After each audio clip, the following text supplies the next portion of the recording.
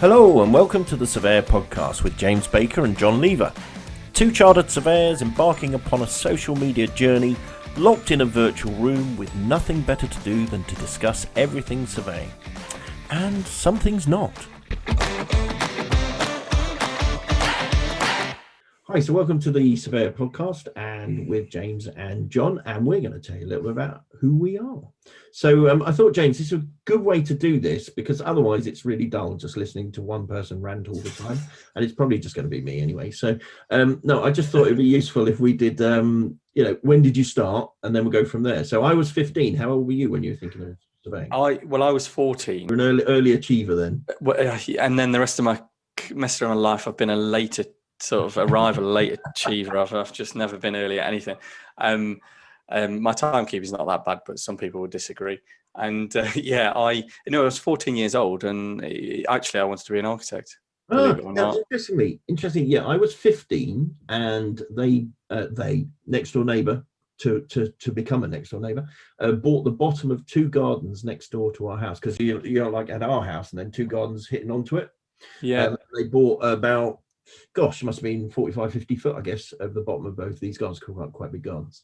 And they built a house, and my 15, and they built it during the summer holidays. So perfect. So you avidly awoke each morning and watched. It was a bit more than that, actually, because back in the day, because 15 would have been, what would that have been? Mid-80s? No, a bit earlier than that. Early 80s, early to mid 80s. Health and safety really wasn't what it was. No. So builders were very happy if I wandered around with a tray of cups of tea, and then they would show me what they were doing. So I wandered around this building site as a small child. It's quite shocking, scarily, when you think about it, with all this stuff going on. I actually had my initials etched into the mortar near enough the top of the roof on one of the gable ends. Wow. Did you do that, or was that one of the builders? You did that, and did you have invited me up on the scaffold? So you had permission to do that from the builder? Yes. What about the person who was paying for the build? They don't know to this day. So they don't know to this day. I wonder if they still live there. Do they still live there? No. It's gone through since there was a brand new. It was an accountant, funny enough, and a young couple getting married. So naturally, accountant bought his own house, and of course. And then it was sold to another couple, and now it's with someone else. So yeah, three generations of owners ago. Wow! And then from that, you became a brick counter. Yeah, absolutely. Yeah. I was more interested in the construction industry, and funnily enough, I also did look into architecture, but I just at the time wasn't really clever enough, and still aren't. So there we are. Yeah, well, let's not big architects up too much. I'm not sure you need to be clever. You probably just need a little bit of artistic flair, I think. My nephew-in-law mine was, I guess, probably a bit similar, really. When I was 8 years old, we moved on to a new housing estate, and whether that was where my interest came from, I don't know, but we didn't. So there was a lot of building work going on, lots of new houses being built. And as a kid, you got interested in it. You want to climb the scaffold and you want to run around a building site. Now we're talking late 80s, early 90s at that point. So, you could probably get away with it then, because as you say, health and safety didn't really exist. We had a house being built at the bottom end of our garden, and I could just go straight onto the building site of the evening if I fancied it, and nobody really said anything. Why wouldn't you want to go and play in the sand? Why wouldn't you want to go and play in it? Exactly. But yeah, my interest in architecture kind of came from, at school I loved art. I really enjoyed drawing, and I did graphic design, or whatever they call it these days, but that's what it was. I think it was called graphic design, and which involved using the drawing board and various different other equipment to do I forget what, isometric drawings and things, and I just really, really enjoyed it, and thought, I'd really like to do this for a living. And so I looked at it and thought, architecture, I'll look at architecture. And I was largely put off architecture based on the fact that I didn't want to do 7 years training. If I'm being brutally honest about it, I didn't want to do 7 years training. How long did you actually spend training for your charter, though? Well, ironically, 9 years. Yeah, well, from doing my degree, from starting my degree to becoming a chartered surveyor, it was 9 years. But the irony is not lost on me. We could both be architects. Yeah, my nephew-in-law is training training to be an architect at the moment, so I do tend to just rib him a lot about it. So, but he's working very hard, bless him. He's very gentle and quiet and quite creative, so I think it's going to suit him perfectly. So obviously, I mean, yeah. So I'd probably say I fell into surveying as building surveying was almost the next best thing in some respects, that it was an opportunity to still do some of that design work, but also get involved in construction and wander around construction sites and look at buildings, which I had a fascination with architecture and with buildings, so and construction. So it was like building surveying was the next best thing for me, really, and that was the next thing I looked at. Although I must admit, I did flirt with consideration of being a PE teacher, but decided not to go down that route. Yeah, funny enough, that was just that's never kind of featured for me. That was largely just because I enjoyed sport, and I just thought, it'd be fun to do sport for my career and get paid for it. And then I realised actually being a teacher would involve looking after other people's children all day, and I thought, and teaching them, and I thought, I don't think that's for me. No, indeed, and having to be responsible. Exactly, having to be responsible. Teachers obviously do far more than looking after. Yeah, I have to say, I mean, I take my hat off to teachers. Not something I could do. I happily, obviously, a lot of my business is teaching adults, but they're adults. So. Yeah, I live with my wife's a teacher, so I take my hat off to them completely. They are quite incredible individuals, and not for me, But. So just education-wise, then, did you leave school? Did you do A levels and then? Yeah, so I did. It was still in very much undecided situation at this point, because it's very difficult when you're that age deciding what you want to do for the rest of your life. So I was still, this is what I've got interests in, and this is maybe what it was. So I went and did A levels. I did a random weird selection, really, in that I did geography, computer studies, and sports studies. So not what you naturally think would lead you down the route of becoming a surveyor, but geography obviously was quite relevant. But yeah, I could have then probably looked at doing a science degree of some description. Sorry, my child is walking into the room again. I was going to say, that sounds like the little one. Yeah, he's just entering the room with a toothbrush in his mouth. So as you would. Yeah, as you would around the house. Yeah. Okay, cool. So you went on and did a degree. Was it an accredited degree? It was, yeah. I went to De Montfort University in Leicester, who don't offer the degree anymore. But yeah, I went there. It was between there or Reading at the time that I looked at. They were the two kind of best courses in the country, and I just really liked it there when I went to the open day and went there. I had a strange old situation in that I only passed one A level, so I didn't, unfortunately. Wasn't fortunate, able to. Sorry, my son is just being removed from the room. There's one for you, listeners or viewers. We need to have a feature. We need to have a little ad feature on the SurveYOUR Podcast. Ask him about his career progression. So yeah, well, I'll tell him not to go down the route of being a surveyor. I'm joking, obviously. So I only passed one A level. So I ended up still being offered a place at university, but on the HND rather than a degree. And so I spent the first semester doing a HND in building, and was told if I, achieved good grades, I would have the opportunity to move on to the degree course. So that's what happened. Year 2 of the degree or something? So second semester I could then start on the building surveying degree course. So I managed to do very well. I was quite driven. It's what I wanted to do, and I enjoyed doing it. So I found it really interesting, because it was something I got interested in. I still have to this day, building, construction, etc. So I managed to do really well on the HND, and they transferred me from the HND to the degree at Christmas, after the Christmas break, onto second semester. And then during that first summer holiday, I just had to do like a bridging module to get extra credits to pass the first year of the degree. So I was set a module which involved doing some designs and draw technical drawings and things like that, for an extension of or something I can't remember now. It's a long time ago. But yeah, so and that was it. And I did a 3-year degree, and then came out of my degree at 21 with a degree in building surveying. Oh, well, my route's completely different. So I came out of school with nothing.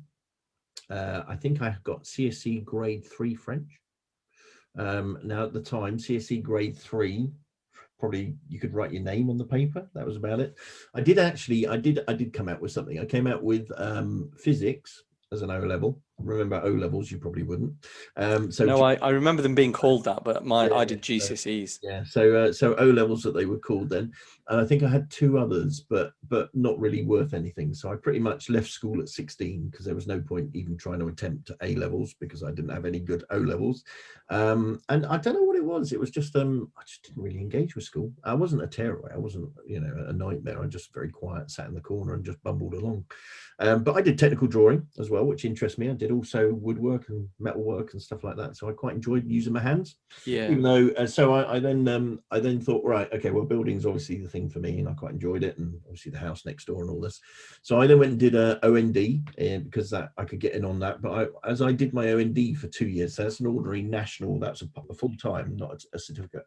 I did 3 more O levels at night school. So I did it the hard way, as I keep telling my children, don't do what I do. So I did 3 more O levels and maths, English, and computer studies, and also got my OND. So I ended up with 6 O levels, 1 CSE grade 3 French, and funnily enough, because I'm half Swiss, you would have thought I'd be able to speak French quite fluently, but no, useless. And then went on, did a HND, then a surveying diploma because I didn't do a degree. So my surveying diploma got me to the RSS finals, which they stopped doing in 1990. I sat my APC in 95, so 1993, I think they stopped doing the final RSS finals. So you used to have to wander off somewhere for 2 days and do 5 exams in 2 days. It was pretty full on. It's pretty full on. It was. You'll have to talk about that on one of these podcasts. Oh yeah, cool. Geez, I tell you, 1 number concrete roof. My measurement in my first, I flunked the first time round. I missed it on aggregate by 2%. So I had to sit it again a year later. But yeah, so finally managed to get a degree equivalent, which is the RSS Part 3. I didn't have to do the Part 2 because I had my surveying diploma. And yeah, coming out of school with nothing, then through university, well, it was college really, through college, which are now polytechnics, which are now universities. Yeah. It was I got merits and distinctions all the way through. I finally found something I wanted to do, and I think by that point I was focused. And yeah, so yeah, better because you could apply yourself because you actually found it interesting. Yeah, absolutely. So that's where I got my surveying finals, and then I sat the APC probably 2 years later. So I started working properly. I kind of graduated, but was still doing college while I was at work, doing day release. So I started working properly in 1990. 1990. Yeah, and I'll not tell you how old I was, John. Well, no, I don't want to know. I fell into QSing in 1990 because that was the only job that, out of about 30 jobs I applied for, that came up. It was a company called Curry & Brown. So quite well known. Who still exists to this day, don't they? Who still exists to this day, yes. There's a story that goes with that as well, but we'll talk about that another day. Yeah, so that's where I started on QSing, and I haven't kind of looked back, I guess. So where did you get into building surveying? Well, yeah, so I did the degree. So I got a building surveying degree, and then it was a case of, right, try and find a job as a building surveyor. And I spent almost 12 months without a job. I came out, I graduated in 2000. Well, did you work in a shop or something during that? No, well, I graduated in 2000 and I couldn't get a job. I wrote to all sorts of different surveying practices in my local area in the East Midlands, trying to find work, really, trying to find a job. I've got a degree, a building surveyor. I want to be a building surveyor. Yeah. What year was this? This was 2000. Right, I was just thinking, so the back end of the recession that kind of hit around, 95, 94, 95, so back out the back of that, so yeah, okay. So, people, I just kept getting responses of, you need some experience. And, I'd done a 3-year degree at that point, there was no, nowadays you've got apprenticeships, you've got sandwich courses and things, but that wasn't an option when I did it. There wasn't certainly one that I found when I was looking anyway. So, I might have been benefited if I'd have done a year's placement and done 4 years degree rather than the 3 years. But anyway, so I struggled and I did, I signed up, I did some agency work, did a bit of land surveying for about 2 or 3 months. In the summer or in the winter? It was autumn. It was summer into autumn, so not bad, but also not great as well at times. Okay. Stood on the side of a street holding a staff, or on the other end of the theodolite, although it wasn't a theodolite, it was whatever the precursor to the total station level. Whatever the early form of a total station is, or whatever, they were computerized at that point. But yeah. Well, it probably was a theodolite, just a manual one. Because I think it was. I think it probably was. I can't. Dumpy levels. Did you do any measurement or land surveying with dumpy levels? Yes, I did that at university. Did you do surveying with chains? Yes, did that at university. Did as well. Oh, yes, very good. Yeah, that's good. I mean, not a lot of people do that nowadays. No, they don't. And we had. I can't remember. We had to have an accuracy of about 5 mil or something, or 10 mil. Yeah. It was, and we had to do the loop around one of the university buildings, and it was, We did it through a field with hedges. Yeah, we did it in Leicester City Centre around the campus, but and I struggled, and then eventually I got a job. EC Harris was my first job, and I worked at EC Harris for a good sort of 2.5 years, I think it was. And ironically, I wasn't doing a huge amount of building surveying at that point. I was doing quite a lot of health and safety, quite a lot of planning supervisor work, because that was work that they got local to where I was. And spent a lot of time working with Boots the chemist as the client, and out of Nottingham, their head office, and traveling around looking at Boots sites and things, and doing a lot of planning supervisor work. So I then kind of quickly gained my NEBOSH General and NEBOSH Construction certificates, and allowed me to get the health and safety qualifications. And I did quite a bit of that, and then I started doing some building surveying stuff, and then moved on to probably a more specific building surveying role after that. But because I didn't want to do the health and safety side of things. Yeah. Although I've always done bits and bobs of that in my career nowadays as a principal designer. But it was a good learning curve. But that was kind of my early days, really, and where I found myself. It was a tough start, if I'm honest, because I wasn't really doing what I wanted to do, and I struggled to find what I wanted to do. But I spent a lot of time when I moved from EC Harris and moved to Faithful and Goulden. I tried to learn as much as I could in my early career, really. And I say in my early career, that was quite a few years. Probably one of the reasons why I ended up sitting my APC so late, because I wasn't necessarily getting the variety or enough experience to pass the APC. So I just tried to make sure that I could get as much as possible in the various roles I had, until I got to a point that I felt comfortable to do it. So yeah, that's interesting, actually, because I'd forgotten in between my OND and HND I had a year, because you graduated one, you had to wait a year to join the other one. So I actually went and worked on a building site. Oh wow! Because I thought I'd forgotten all about this, actually. As a labourer? Yeah, I was 18. And I went and found a local building firm. My parents, actually, I think they knew of a local building firm. Not sure he'd done any work on their house or anything before, but they knew of this guy. So I wrote him a letter and said, I'm interested. I'm in between courses. I'd like to learn what it's like, because I think after my OND, I kind of felt I need to go and find out what a building site's like from a labouring perspective, because I'm not going to do labouring. I'm going to go in and do, more white collar, I guess. At the time, you're going to go and be wandering around a building site, but not actually doing the hard work. So I decided I'd go and learn how to do that. So there's a few funny stories we'll talk about another day. Good experience. It's good experience, though, I think. Because that's the thing I've always looked at and thought.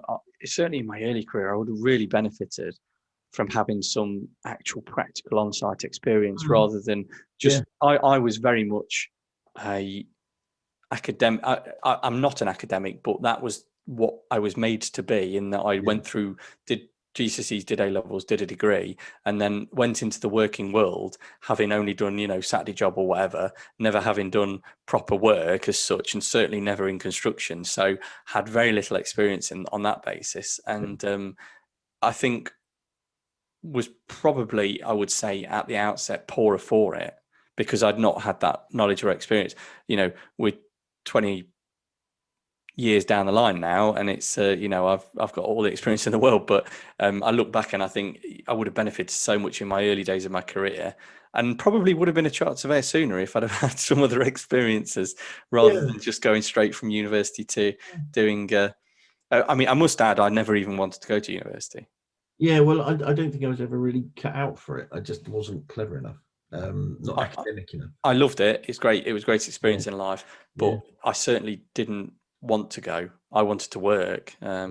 But at that point, to become a chartered surveyor, the options were pretty slim. I Yeah, went to university and got a degree, and that was the only way I could get into it. There was no other way I could do it. So now, obviously, things are vastly yeah, well, different. I guess in a way, mine was a bit like the apprenticeships are now because it was a part-time. I guess it was Yeah, part-time. So I started working in 1990, and I actually ended up sitting the assessment 90. yeah, because they're 5 years, aren't they? Generally, Yeah, these. yeah, yeah. So having done 2 years and then a 2-year H&D and another year surveying diploma, that's 5 years, isn't it? So yeah. Yeah. But no, the on-site stuff was great. I mean, I started off at, it was like 100 quid a week or something. It wasn't massive. And within, I was really chuffed actually because the main boss man, he worked on site every day. So it's a small firm, but we were doing 15 spec houses, 4 or 5 bedroom houses, so big old properties. And that was quite an interesting job. And I ended up kind of getting involved, and I obviously worked hard, which I've always done in my career. And within the first 2 weeks, he gave me a 100% pay rise Wow. because he was so impressed that I grafted and I never went home on the dot. I was always there, tied it up afterwards. And I don't know, maybe it was just the way my mother brought me up. But it was interesting actually because all the guys on site. The reason I asked when you did your land surveying, I started in the summer for a year. So I then went through the winter on site. Was vile. Yeah. I have to say it was freezing cold. So if you're outdoors getting wet in the freezing weather, Yeah, it's not fun. it wasn't fun. No. So, but it was just general labouring. So really good, really interesting because it's the whole house, whole construction of a house from foundations to roofs, plus the road, plus the all the services, all the drainage. Such good experience though. Oh, it's fantastic. It was. I couldn't. I look back now and go, I really enjoyed that. Yeah. Really. Yeah, so Such I have good experience. to tell though, because obviously I was the butt of everyone's jokes on site, being the labourer you were. The young lad labouring. I'll tell you about those another day. So once career moving forward then. So where did you go? So you went E.C. Harris. Are they Arcadis now? Is that what they are? They are. Yes, so they they've are. changed to Arcadis. Faithful and Gould are still going, aren't they? Faith and Gould is still going. Yeah, I worked at. So I moved to Faith and Gould. I spent 3 years there, and then moved to a small practice in Nottingham. Worked there for 5.5 years until, and then we were kind of in the realms of the recession 2008 hit, and then construction kind of didn't quite get impacted immediately in that it was, as is often the way with recession, construction kind of it hits a little bit later. So I lost my job in 2012. By that point luckily enough I got chartered in 2008. So that in that summer, so I was a chartered surveyor. So then losing my job a few years later wasn't the end of the world, even though I don't think I did really feel like it was the end of the world. I kind of, it was happening and I had to do something about it. So I just did 6 months contract work and working self-employed. And kind of thought that was probably when I got my first taste of, do you want to be your own boss type situation. And so I spent a bit of time there, and then I had a house to pay for, mortgage and things and bills. I lived on my own at that point, and I needed to earn money. So I then went back into full-time employment. I got offered a job in a very small practice in Derby, surveying practice that were generally sort of property management and commercial agency, but had building surveying as an offering. And I went in there and did a little bit of a stint there. And to be honest, I've moved around a bit kind of in that period since I was made redundant. So some of that largely because of my career probably not moving as quickly as I'd like to where I wanted to get to, I guess. Until I'm where I am today. But yeah, probably in that period from 2012 is when I did a lot of extracurricular, if you like, a lot of work with the RICS. Yeah. In a variety of roles, and that was a great period in my career in many respects because I learned so much. I learned lots of skills and things that I would never have had the opportunity to do, just do my job. And so I'll always look at it fondly because I've gained so many different skills and experience on a business and technical level, but also on a personal level, really, you know, confidence and things like that from doing some of the roles. Yeah. So yeah, that's kind of, you know, and then coming up to date really, you know, this year and starting my own business. So So pretty far sort of a wide ranging experience, isn't there? So yeah. I think from my perspective, so joined Curry and Brown in 1990. Stayed with them for 12 years. I did a lot of work on Heathrow Airport, Stansted Airport. Had quite a lot of experience in. I think there was a bit of petrochem going on there as well. Spec housing, spec offices, a landscaping contract, big contract that was. I also, all the air bridges you walk down at Heathrow Airport, they changed them again now, but I refurbished all of those over the 5 years I was there. £96 million project, very exciting. So you know, there's a lot I was involved in, procurement and everything. So I had the joy of driving to Heathrow around the M25.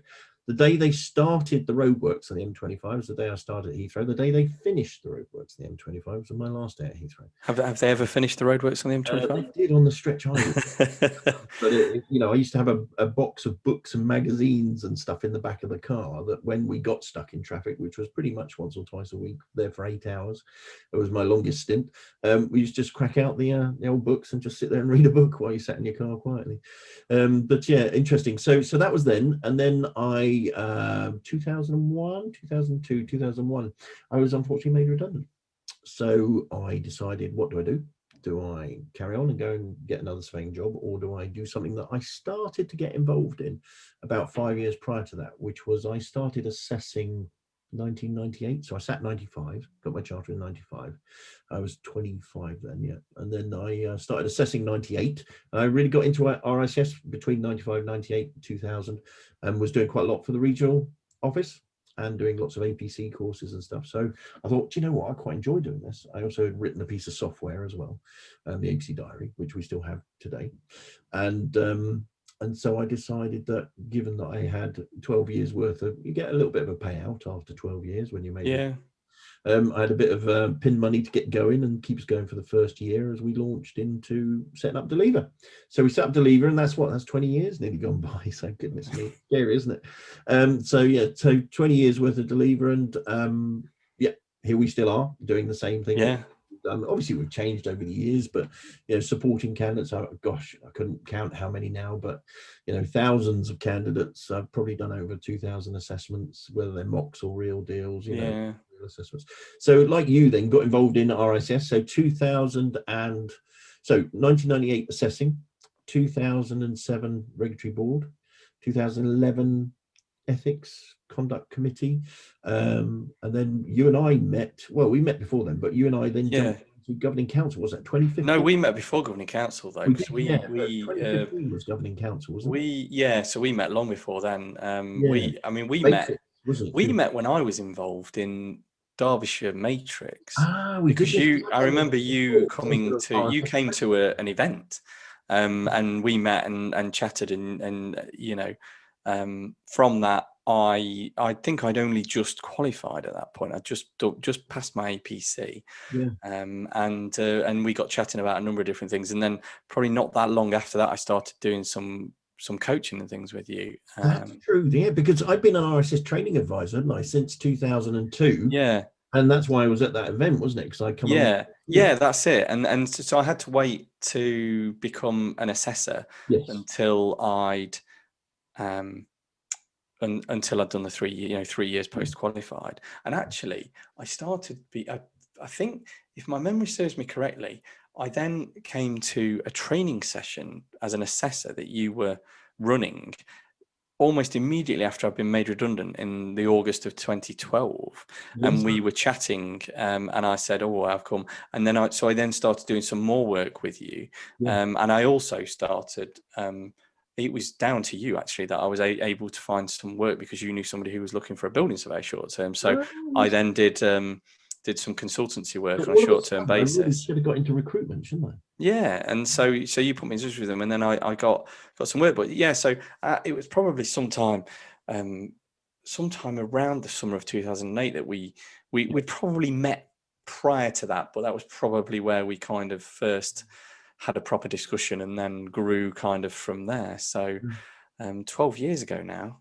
Yeah, that's a bit of a worry, isn't it? And then during obviously, I guess we became friends from spending so much time together on RICS duties, governing council particularly, and travelling to various different meetings across the world and taking part in the things that we did with those. But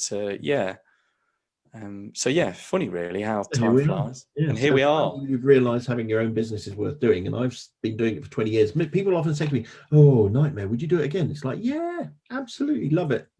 So yeah, I've only ever met one. I think I've only ever met one person who didn't enjoy being their own boss and having their own business. There's other than that, everybody else I know who's done it has said, "Yep, never look back. Would do it again in a heartbeat." And so here we are in the next chapter of our careers in SurveYOUR Podcast. Here we are. Podcasting, trying to stay young, on trend. Yeah, no, I'm getting on gracefully. I quite like the fact that I'm not entirely sure that we've ever been on trend, but no, I think you're right. So that's cool. So there you go. There's a potted history, which probably took much longer than we thought, but it's quite interesting actually. And to be honest, there's a lot more I could throw in there about all my different RICS roles, but we can save those for another time. We'll talk about those another day. Cool. Yeah. All right, mate. All right. Hello there, and thank you for joining us for our latest episode of the SurveYOUR Podcast. We hope you enjoyed listening to it as much as we enjoyed making it. Don't forget to subscribe at all your favourite podcast providers, Apple, Google, Spotify, iHeartRadio and so on. Also on Twitter and Instagram at survpod, that's SURVPOD. You can also get us on YouTube, click the subscribe button and don't forget to click the little bell, it tells you when we post our latest content, and on our webpage survpod.com. Don't forget to leave us your reviews, comments, suggestions, and of course, any questions. And finally, if you want to come along, join us at a future episode of the SurveYOUR Podcast, send us an email to survpod@gmail.com. If you like what you see and hear, tell your friends, let's put surveying on the map. Stay safe, wash your hands, and don't lick any strangers. Bye-bye for now. The SurveYOUR Podcast is a copyright Deliver and Invise Limited production. We suggest you come up with your own ideas and not copy ours. Thank you. Catch you again soon. Bye-bye.